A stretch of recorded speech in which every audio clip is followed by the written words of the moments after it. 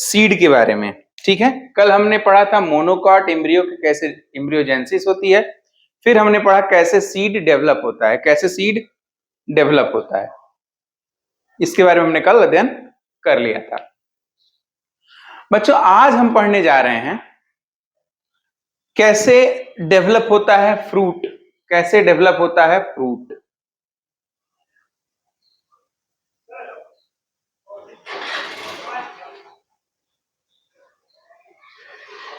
कैसे डेवलप होता है फ्रूट, लेकिन परिभाषा में हमने लिखवाया था सीड की क्या परिभाषा थी, परिपक्व ओव्यूल को क्या बोलते हैं, सीड बोलते हैं। परिपक्व ओव्यूल को क्या कहते हैं, सीड कहते हैं।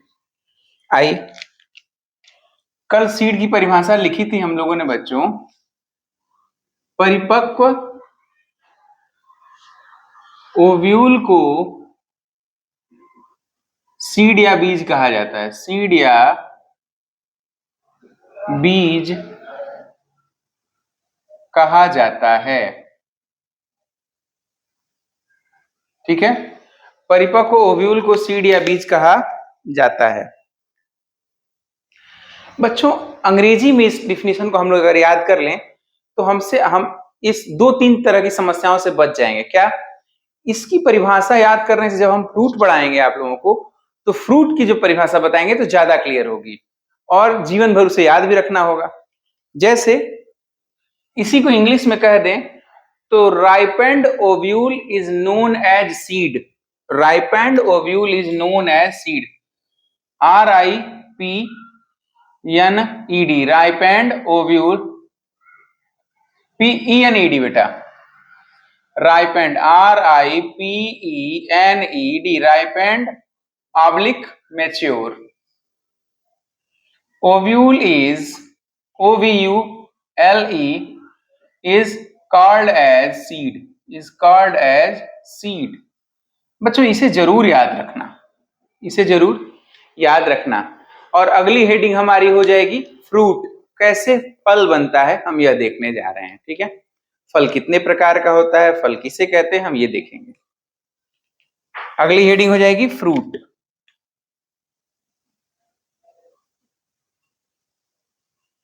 फ्रूट, ठीक है, सबको क्लियर दिख रहा है बच्चों? Yes, sir.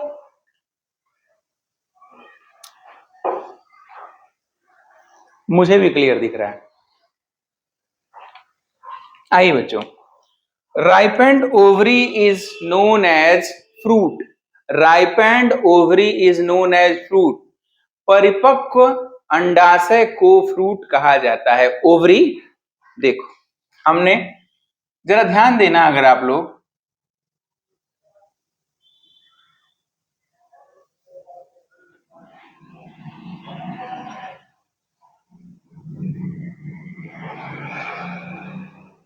ये क्या था बच्चों,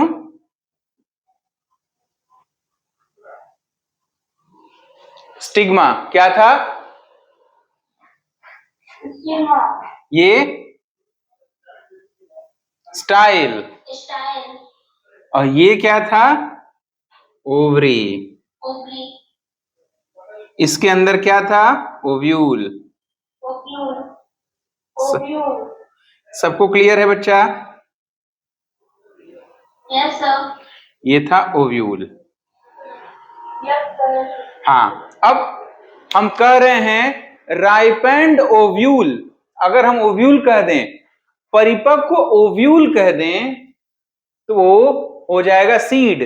ripened ovule is known as seed, ripened ovule is known as seed. एक बार मेरे साथ साथ बोल लो, ripened ovule is known as seed, ripened ovule is known as seed. ठीक, अब फ्रूट की परिभाषा देखो बच्चों, कितनी सुंदर लाइन लिखी हुई है। फ्रूट की परिभाषा है ripened ovary is known as fruit. यह पूरा पक जाए या पूरा मैच्योर हो जाए, जब अंदर सीड तो मैच्योर हो ही रहा है, साथ साथ बाहर का ये जो दीवार है ओवरी की, ये पूरी ओवरी ही मैच्योर हो जाए तो वह किस में कन्वर्ट हो जाती है, फ्रूट में कन्वर्ट हो जाती है। राइपेंड ओवरी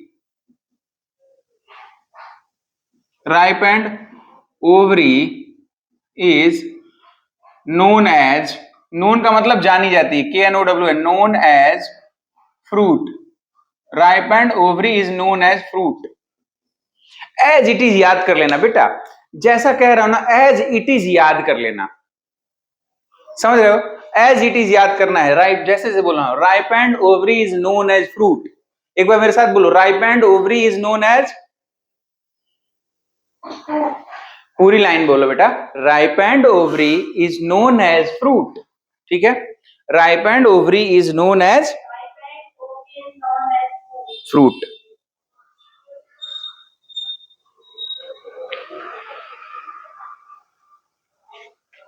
और सीड की क्या परिभाषा होगी?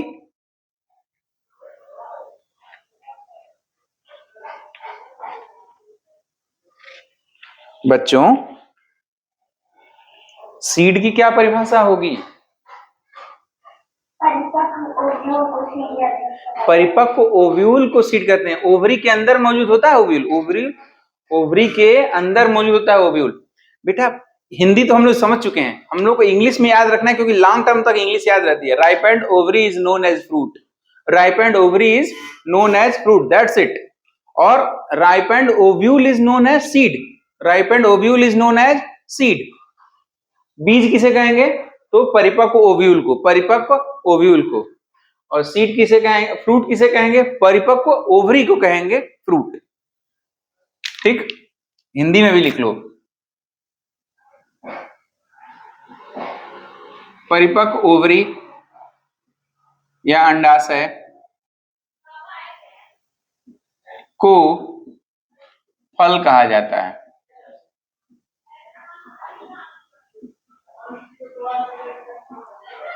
ठीक है, परिपक्व ओवरी को फल कहा जाता है। हो गया बच्चों?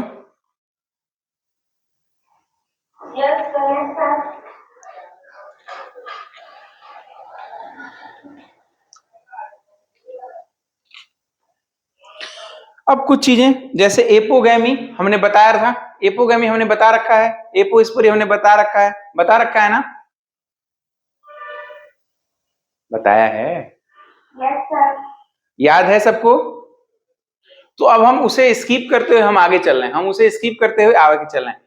अच्छा ये बताओ, ऐसा फल जिसमें क्या ना लगे, जिसमें बीज ना हो, ऐसा फल जिसमें बीज ही ना हो, उसे कौन सा फल बोलेंगे?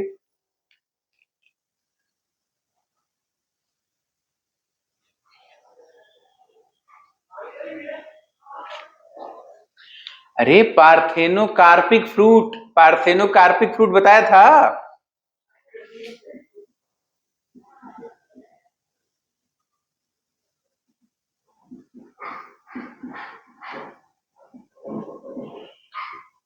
ऐसा फल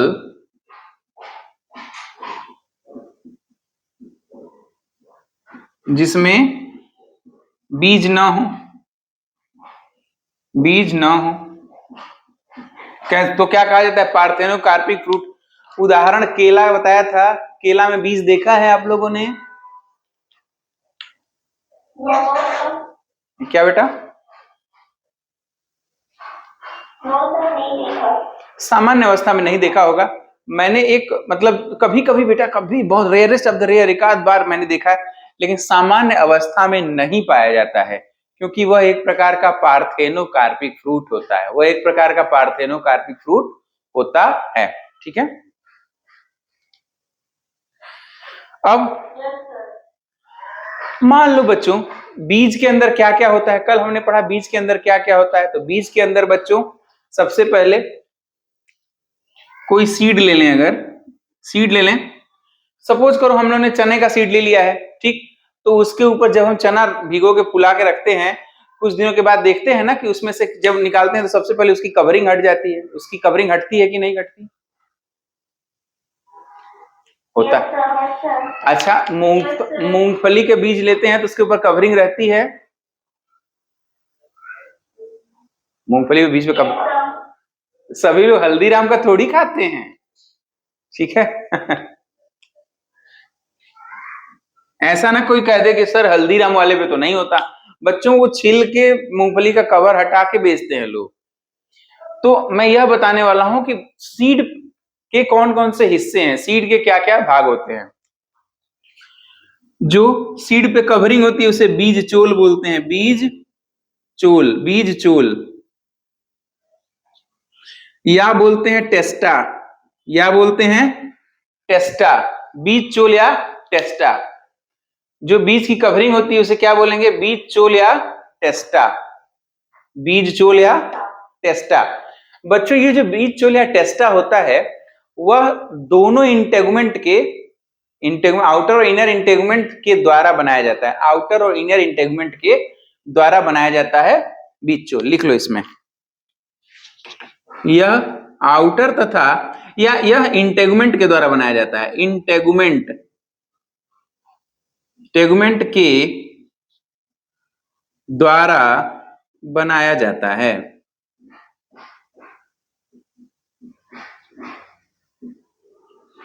यह इंटेगुमेंट के द्वारा बनाया जाता है।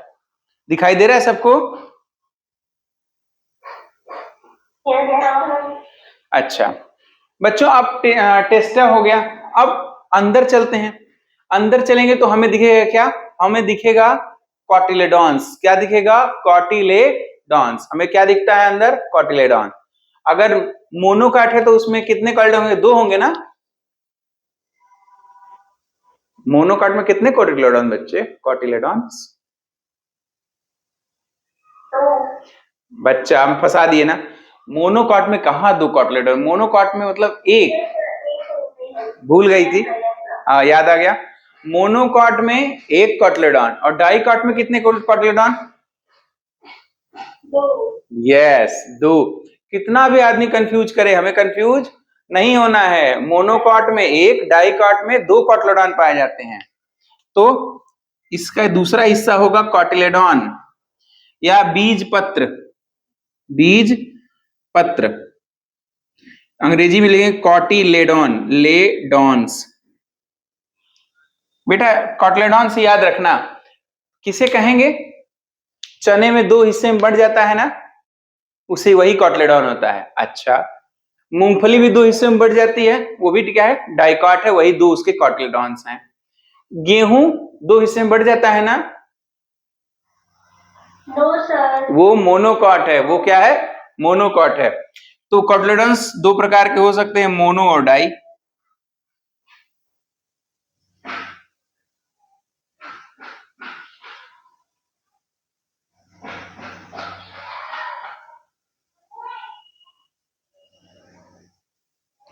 मोनो और डाई।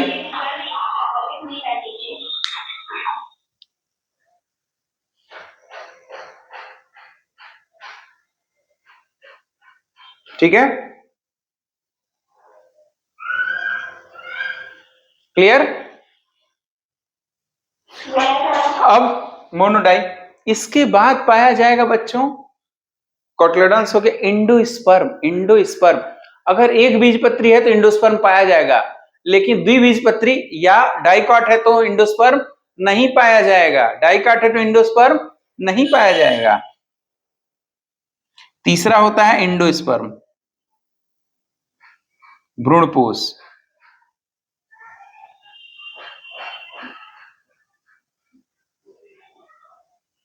कल हमने ये बात आप लोगों को बताई थी ना कि अगर डाइकॉट है बीज तो उसमें भ्रूणपोष नहीं पाया जाएगा, और जो मोनोकाट है उसमें भ्रूणपोष पाया जाएगा। जो मोनोकाट है उसमें भ्रूणपोष,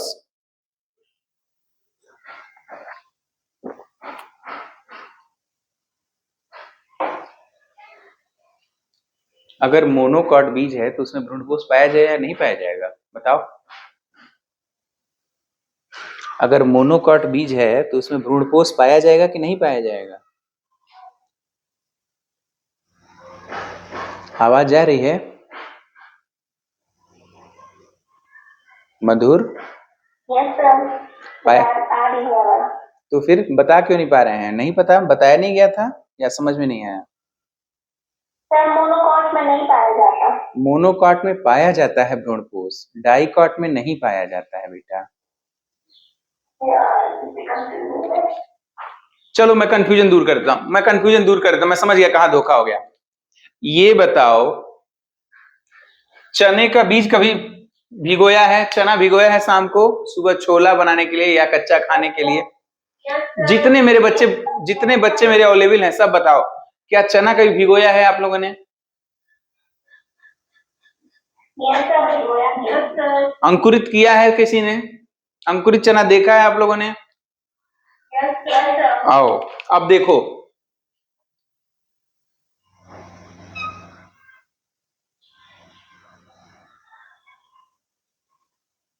ऐसा कुछ दिखता है चना, सफेद रंग का चना देखो, गोल सा चिपका रहता है, ऐसे दिखता है क्या?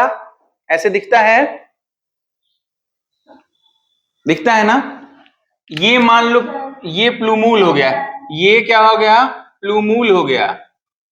प्लूमूल आगे चल के क्या बनाता है? स्टेम बनाता है। प्लूमूल आगे चल के क्या बनाएगा? स्टेम या तना बना देगा, स्टेम या तना बना देगा। अच्छा ये क्या बनाता है? रूट बनाता है बच्चों। क्या बनाता है ये?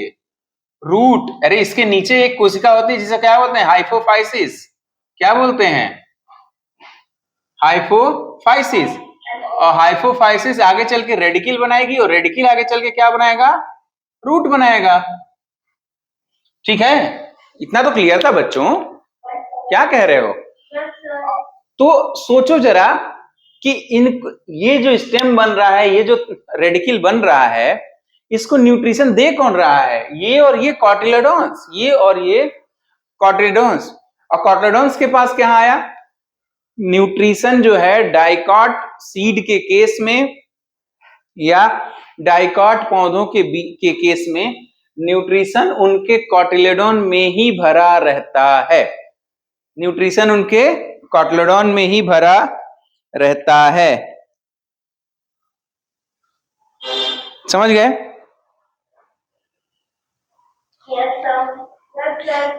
फिर से सुनो, डाइकॉट के केस में कॉटिलेडॉन्स में ही न्यूट्रिशन भरा रहता है। अच्छा मोनोकाट के केस में क्या? इसीलिए मोनोकाट में तो पतला सा एक ही कॉटिलेडॉन होगा, उसमें उतना फ्रूट नहीं भरा सकता, न्यूट्रिशन नहीं भरा रह सकता। फिर क्या किया नेचर ने अलग से उसमें एंडोस्पोर दिया। क्या दिया? एम्ब्रियोसैक। अलग से क्या दिया? एम्ब्रियोसैक दिया, भ्रूण कोष दिया, ताकि उसका एम्ब्रियो डेवलप कर सके, समझ में आ रही बात? आप कभी नहीं भूलना चाहिए बच्चा। क्या? जब दो डाइकॉटिलेडॉन्स हैं तो दोनों में ही न्यूट्रिशन भरा हुआ है, अलग से क्या होता है?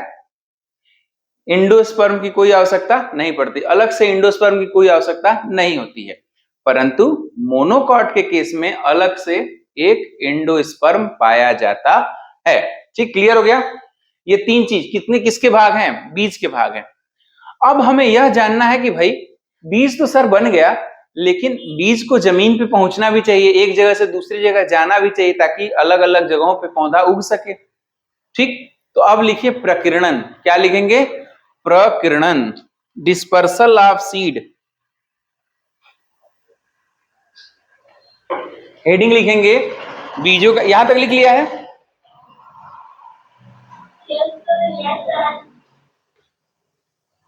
फ्रूट की परिभाषा बताओ।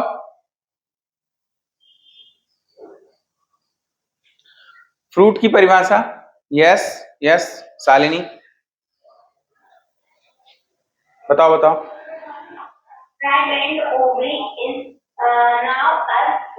Yes, ripened ovary is known as fruit. परिपक्व अंडाशय को फल कहा जाता है।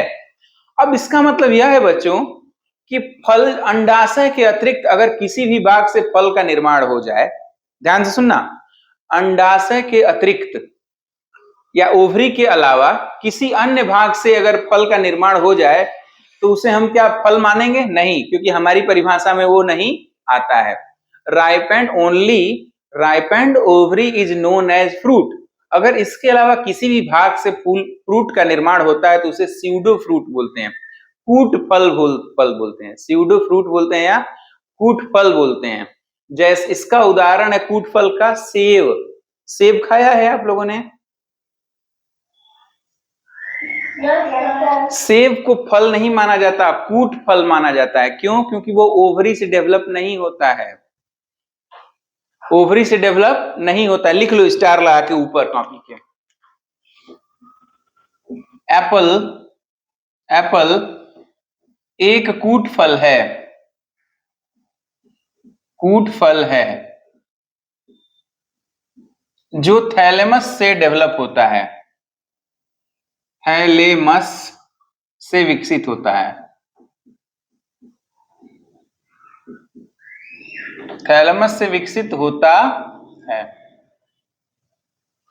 एप्पल मतलब सेब एक क्या है? कूट फल है जो थैलेमस से विकसित होता है, जो थैलेमस से विकसित होता है। अब कोई पूछे बताएगा क्या कि थैलेमस किसे कहते हैं? बेटा थैलेमस को हिंदी में पुष्पासन बोलते हैं, यही है वो पुष्पासन। क्या है ये वाला हिस्सा थैलेमस। आप लोगों को बताया गया था ना जब मैंने फ्लावर पढ़ाया था, तो क्या मैंने बताया था? Yes sir. Madhur, yes sir. इतना सन्नाटा क्यों है भाई? आप लोगों से पूछा जाता है, आप लोग क्यों नहीं बता पा रहे हैं? बेटा थैलेमस समझ में आ रहा था? प्रिया, प्रिया, अंशिता, सबको समझ में आ रहा है ये? Yes sir. ठीक, खुशी, अंशिका, सबको समझ में आना चाहिए भाई। चलिए, तो अगर थैलेमस से डेवलप हो जाए तो उसे क्या कहेंगे? रियल फ्रूट नहीं मानेंगे, रियल फ्रूट नहीं मानेंगे। कौन सा फ्रूट मानेंगे? फॉल्स फ्रूट या कूट फल, फॉल्स फ्रूट या कूट फल। ठीक, क्यों? क्योंकि ripened ovary is known as fruit, ripened ovary is known as fruit. Clear है सबको कॉन्सेप्ट? सबको कॉन्सेप्ट क्लियर हुआ? कहीं से भी बिटिया, कहीं से भी ओवरी के अतिरिक्त कहीं से भी फल का निर्माण होगा तो उसे स्यूडो फ्रूट, फॉल्स फ्रूट कहेंगे। अदरवाइज अगर ओवरी से डेवलप हो रहा है then only we can say that the fruit is the real fruit. Okay, now the next heading is dispersal of seed, the next heading is dispersal of seed, dispersal of seed.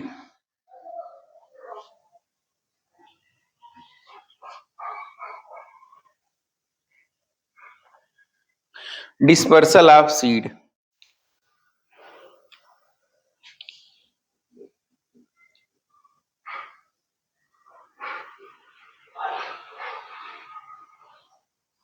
बीजों का प्रकीर्णन, बीजों का प्रकीर्णन।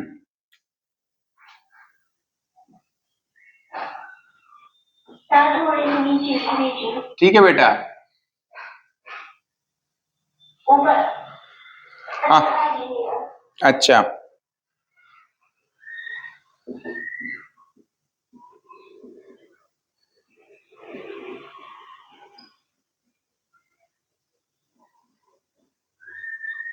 बीजों का प्रकीर्णन, बीजों का प्रकीर्णन दिख रहा है?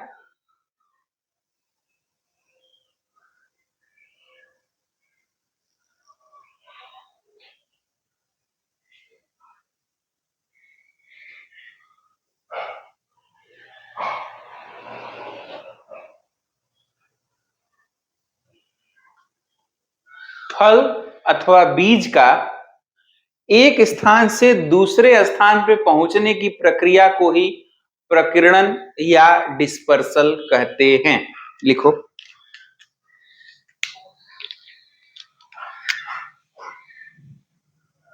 फल अथवा बीज का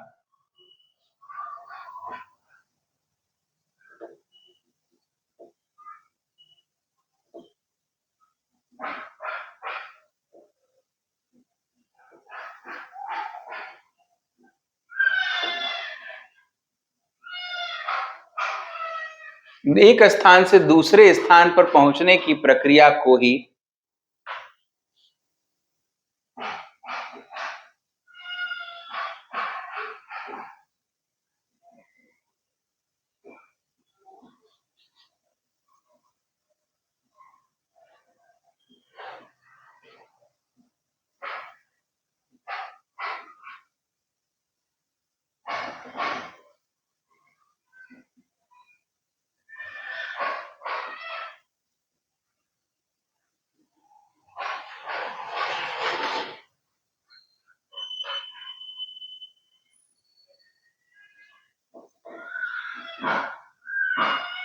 प्रकीर्णन या डिस्पर्सल कहते हैं।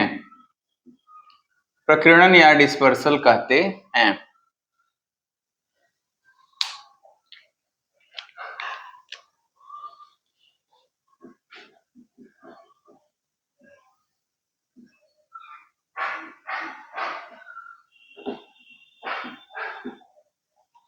फल अथवा बीज का एक स्थान से दूसरे स्थान पर पहुंचने की प्रक्रिया को ही डिस्पर्सल कहा जाता है। ठीक है, सर यहाँ पे क्या 2 बार है ये? क्या है? सर ये ऊपर जो परिभाषा दिखाई आपने इसमें 2 बार है, दूसरे स्थान तक पहुंच रहा है। कहाँ पर बेटा? 2 बार हो गया था। सही हो गया। हाँ, 2 बार हो गया था।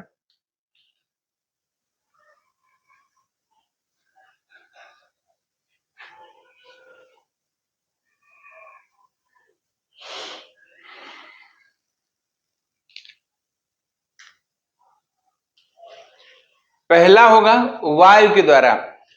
बीज अथवा फल इतने हल्के हों कि एक जगह से दूसरी जगह हवा के द्वारा उड़ के चले जाएं, तो उसे बोलेंगे वायु द्वारा प्रकीर्णन। वायु द्वारा,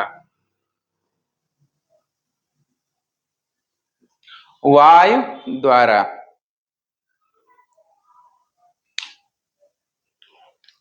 देखना, पॉलिनेशन में और इसमें डिस्पर्सल में फर्क होता है। पॉलिनेशन और डिस्पर्सल में फर्क होता है बच्चों। वायु द्वारा होने वाले पॉलिनेशन को हम लोग क्या बोलते हैं? एनिमोफिली। वायु द्वारा होने वाले क्या बोलेंगे? एनिमोफिली। जबकि इसको बोलते हैं एनाकोरी। एनाकोरी, एनाकोरी या एनिमोकोरी।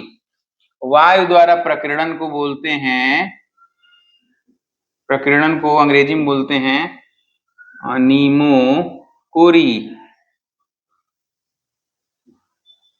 अनीमोकोरी।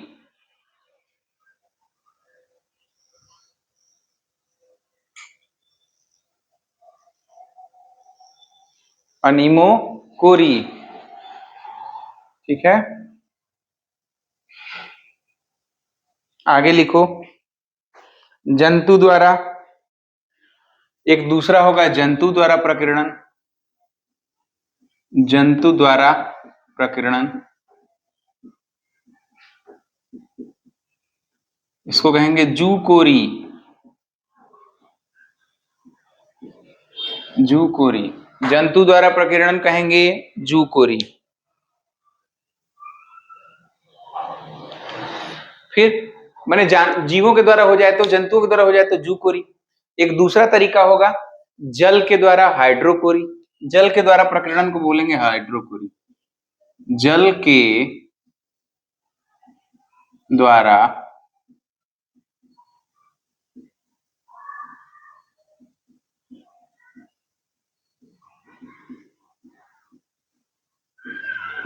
हाइड्रोकोरी। जल के द्वारा होने वाले प्रकीर्णन को बोलेंगे हाइड्रोकोरी।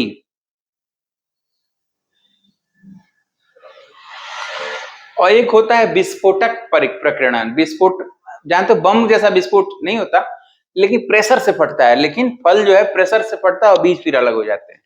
इसको बोलेंगे विस्फोटक प्रकीर्णन। विस्फोटक,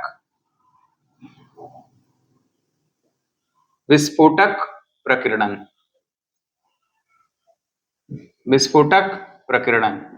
ऑटोकोरी, ऑटोकोरी, ऑटोकोरी।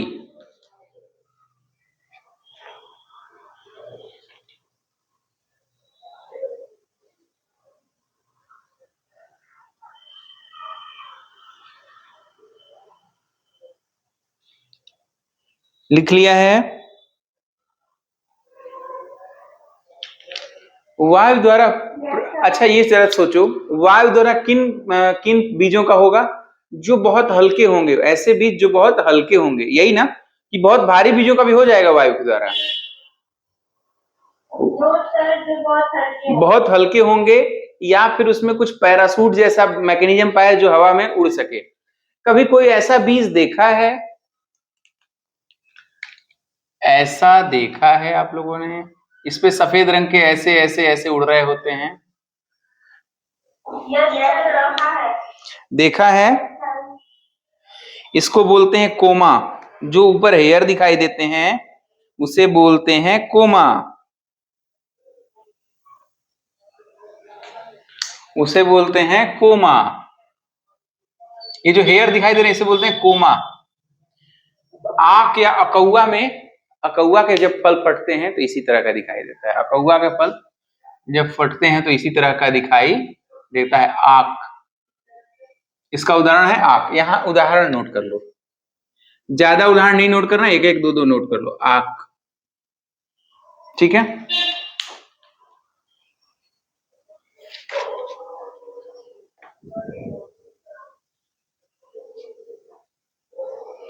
अच्छा बच्चों, एक चीज बताओ, कभी कोई ऐसा गाय या भैंस की पूंछ में देखे हो कुछ बीज सा चिपक जाते हैं बहुत सारे?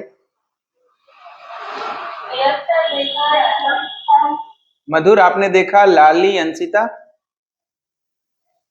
अंशिका, खुशी, आपने देखा है? ठीक है, देखा है तो यह बताइए, उस फूल का नाम जानते हैं? उस फ्लावर, उस फ्रूट का क्या नाम है? जैंथियम। क्या नाम है? जैंथियम। तो किसके द्वारा? जंतुओं की पूंछ में फंस गया और एक जगह से दूसरे जगह पर जा गया और गिर गया, बाद में कहीं गिर गया, फिर वहां पे नया जैंथियम उगेगा, नया जैंथियम उग जाएगा। किसके द्वारा प्रकीर्णन हो रहा है? जंतु के द्वारा। किसके द्वारा हो रहा है प्रकीर्णन? ये डिस्पर्सल किसके द्वारा हो रहा है? जंतुओं। तो ये हो जाएगा जूकोरी। क्या हो जाएगा? जूकोरी। इसका उदाहरण नोट कर लीजिए, जैंथियम।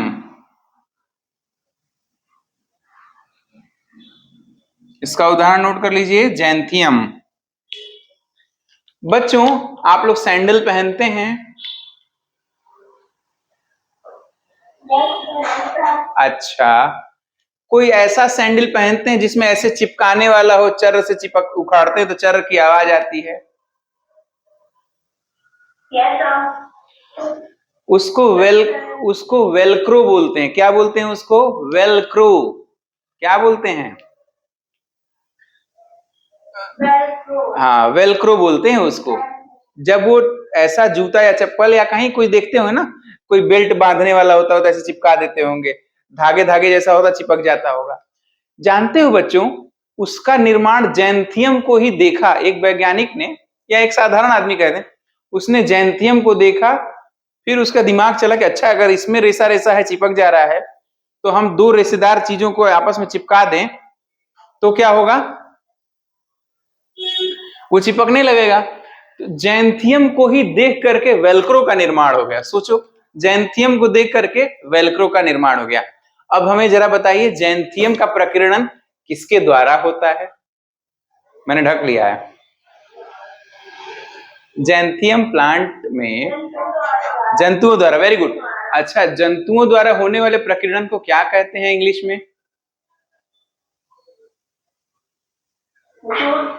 जूकोरी। जूकोरी, जूकोरी, वेरी गुड, जूकोरी।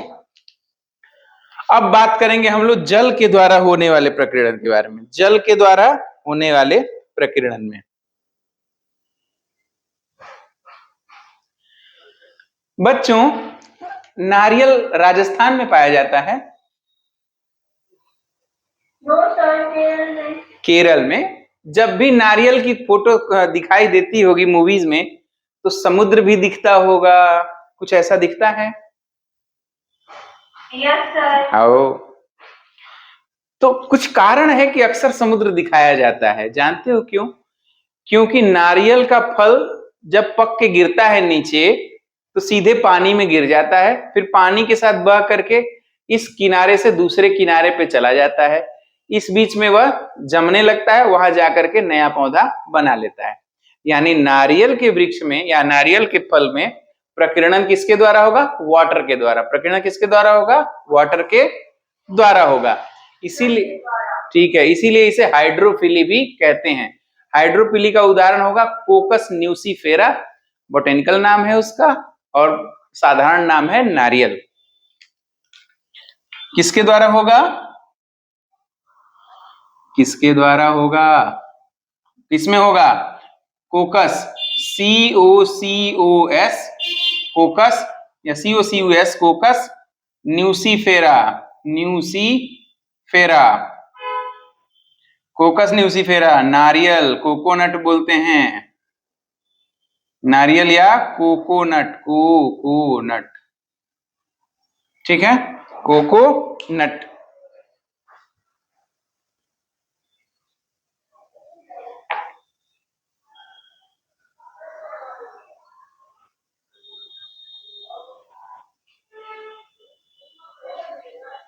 हो गया बच्चों?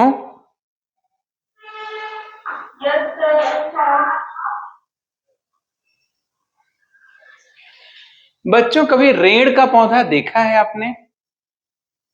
रेड़, अरंड, कैस्टर ऑयल जिससे बनता है। देखो, मटर जान लो, मटर का जब बीज सूख जाएगा तो उसकी सीवन क्या होगी? फट जाती है। सीवन क्या, मटर की जो फली होती है वो क्या होती है? फट जाती है, फट जाती है और उसमें से बीज निकल जाती है। तो शब्द आ गया फटना, इसका मतलब होगा विस्फोटक प्रकीर्णन। विस्फोटक प्रकीर्णन का उदाहरण होगा मटर, विस्फोटक प्रकीर्णन का उदाहरण होगा अरंड या कैस्टर, रिसिनस कम्युनिस का मेंबर। तो मटर लिख दो, इसका उदाहरण है क्या बेटा?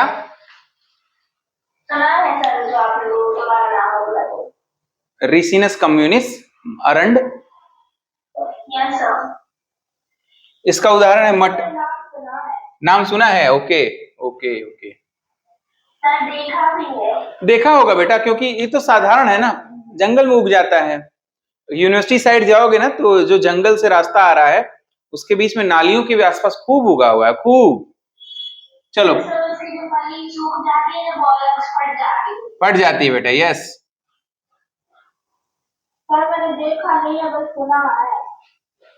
कोई बात नहीं बेटा, देख लोगी जब, जैसे ही 12th पास कर रही हो, यूनिवर्सिटी में सिलेक्शन हो जाएगा, और सिलेक्शन हो जाएगा तो खूब अरंड के फूल, तो फूल फल सब दिखाई देंगे, ठीक है।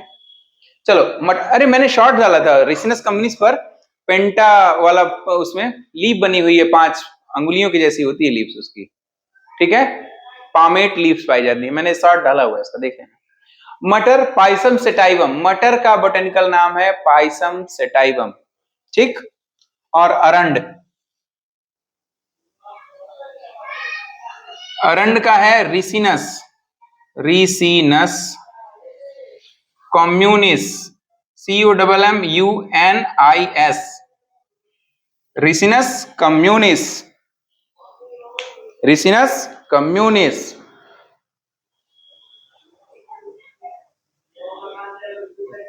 ठीक है, रिसिनस कम्युनिस।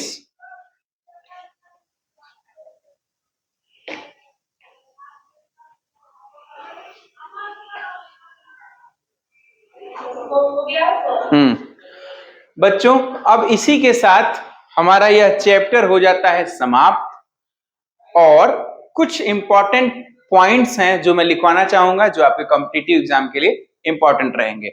मिटा देते हैं, चैप्टर तो समाप्त हो गया है, लेकिन अगली हेडिंग इसी में लिखिएगा, कुछ महत्वपूर्ण, याद करने के लिए कुछ महत्वपूर्ण बिंदु।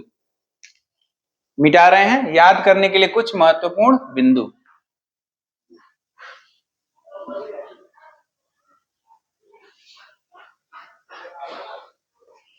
याद करने के लिए कुछ महत्वपूर्ण बिंदु।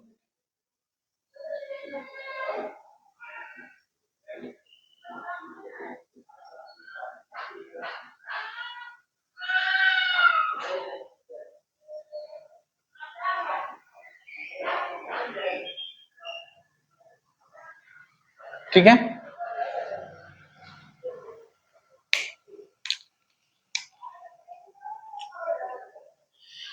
बच्चों सबसे बड़ा पुष्प कौन सा है? रेफ्लेसिया, सबसे बड़ा पुष्प रेफ्लेसिया, जो कि एक रूट पैरासाइट होता है। लिखते जाओ, पहला पॉइंट, सबसे बड़ा पुष्प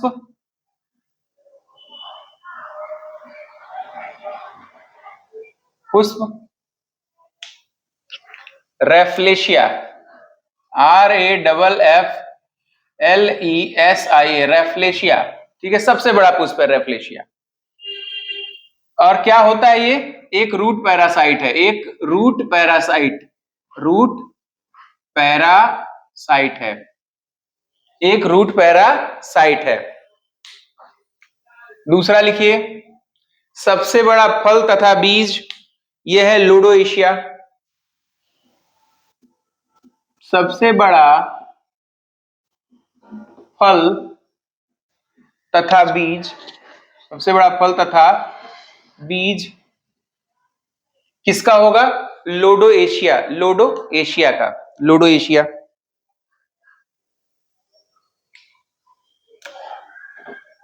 लोडोईसीईएई, लोडोएशिया।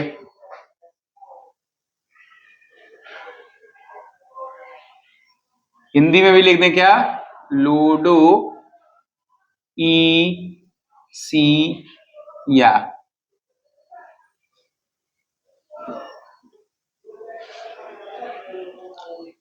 ठीक है,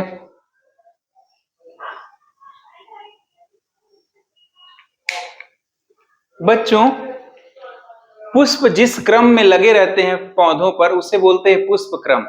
पुष्प जिस क्रम में लगे रहते हैं पौधे पर उसे लगते हैं पुष्प क्रम, या पेडंकल पर जिस पे लगे रहते हैं उसे कहेंगे पुष्प क्रम या इन्फ्लोरेसेंस। तो सबसे बड़ा इन्फ्लोरेसेंस पाया जाता है अगेव प्लांट में। सबसे बड़ा पुष्पक्रम,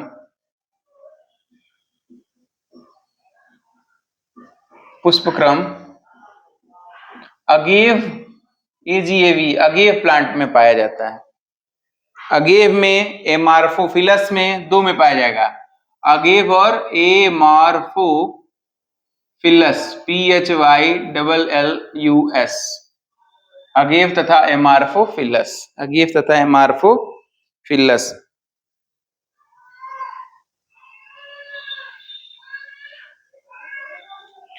सबसे बड़ा स्टिग्मा तथा स्टाइल, सबसे बड़ी स्टिग्मा तथा स्टाइल पाई जाती है मक्का के प्लांट में। सबसे बड़ी स्टिग्मा तथा स्टाइल किस पौधे का होगा? मक्का। सबसे बड़ा स्टिग्मा तथा स्टाइल किस पौधे का होगा? मक्का, जियामेज जिसे बोलेंगे।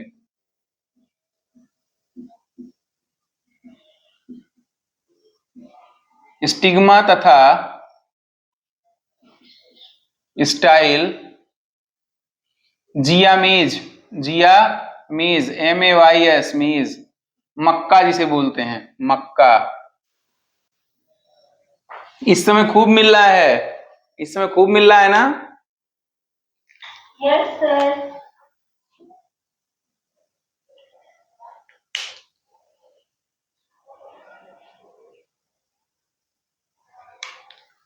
सबसे बड़ा पराग कण पाया जाता है मिराबिलिस में। सबसे बड़ा पॉलन ग्रेन, पॉलन ग्रेन छोटे छोटे होते हैं, सबसे छोटा ऑर्किड का होता है और सबसे बड़ा मिराबिलिस का होता है। तो लिखो, सबसे बड़ा पराग कण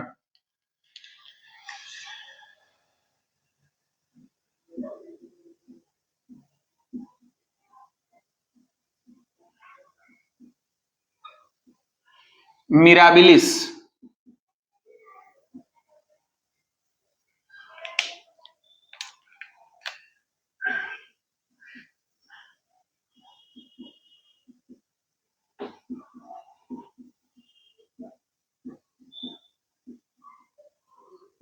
सबसे बड़ा परागकण मिराबिलिस का और सबसे छोटा ऑर्किड का।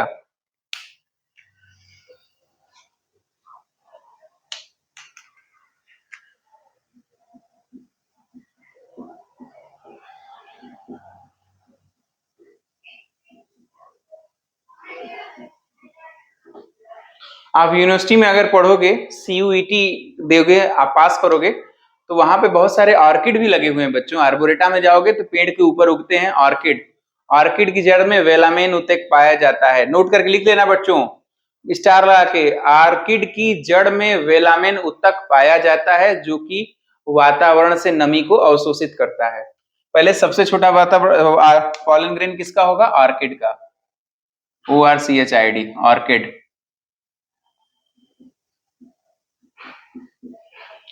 इसकी जड़ में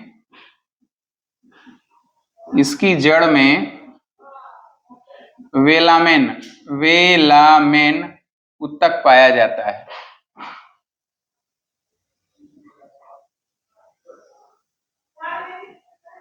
जो वातावरण से नमी को अवशोषित करता है, जो वातावरण से नमी को क्या करता है, भगा देता है,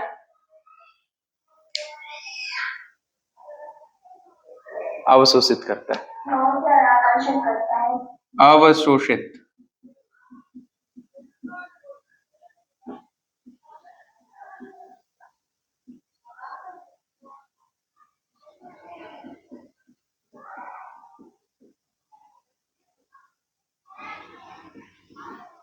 ठीक है, वातावरण से नमी को अवशोषित करता है, नमी को वातावरण से। ठीक है, कोई बात नहीं। सातवां, बच्चों ये तो था बहुत ही छोटा, एक मायोसोटिस पौधा भी है, एक मायोसोटिस पौधा भी है, उसका भी पॉलन ग्रेन छोटा होता है, उसका भी पॉलन ग्रेन छोटा होता है। अगर ऑप्शन में मायोसोटिस और आर्किड दिया रहे, आप आर्किड लगा दीजिएगा बच्चों, लेकिन अगर नहीं दिया है आर्किड तो मायोसोटिस लिखिएगा। क्या है, एक और लिख लीजिएगा इसमें, मायोसोटिस, मायोसोटिस, मायोसोटिस। दो पौधे होते हैं, आर्किड और मायोसोटिस, लेकिन सबसे छोटा आर्किड का, उसके बाद सेकंड आएगा मायोसोटिस। अगर ऑप्शन में आर्किड नहीं है, मायोसोटिस है, तो मायोसोटिस लगेगा।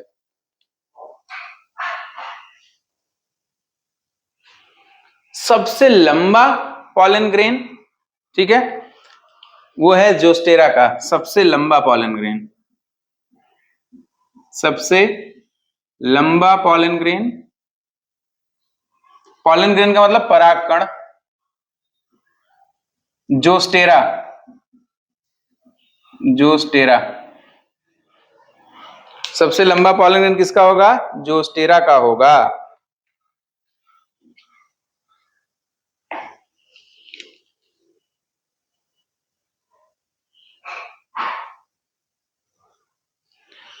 बच्चों द्विनिषेचन की खोज नवास्चिन नामक वैज्ञानिक ने किया था।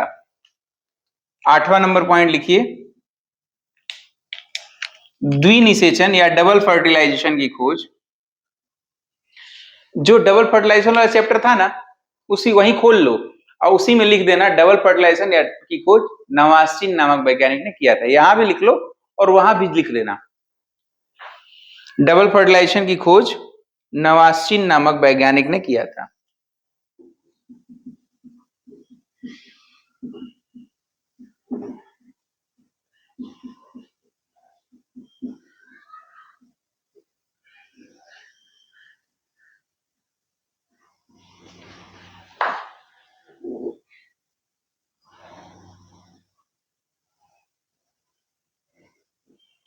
नवास्चिन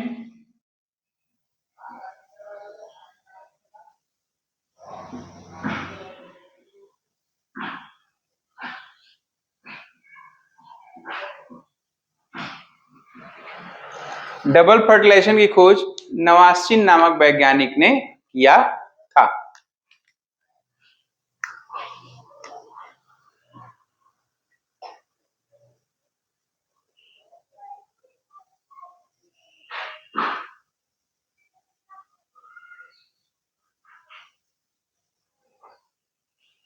इस प्रकार बच्चों हमारा यह चैप्टर समाप्त होता है। कल से हम लोग पढ़ेंगे ह्यूमन सेक्सुअल रिप्रोडक्शन के बारे में, जो हमारा अगला चैप्टर होगा। ठीक है, हम लोग लगभग चौथे चैप्टर पे चल रहे हैं ना, क्यों बच्चों? लगभग चौथा चैप्टर। हाँ, कल से चौथे चैप्टर पे चलेंगे। ठीक है, मानव जनन, ह्यूमन सेक्सुअल रिप्रोडक्शन के बारे में। ठीक है, आज के लिए बस इतना ही। अच्छा बच्चों, सब हो गया,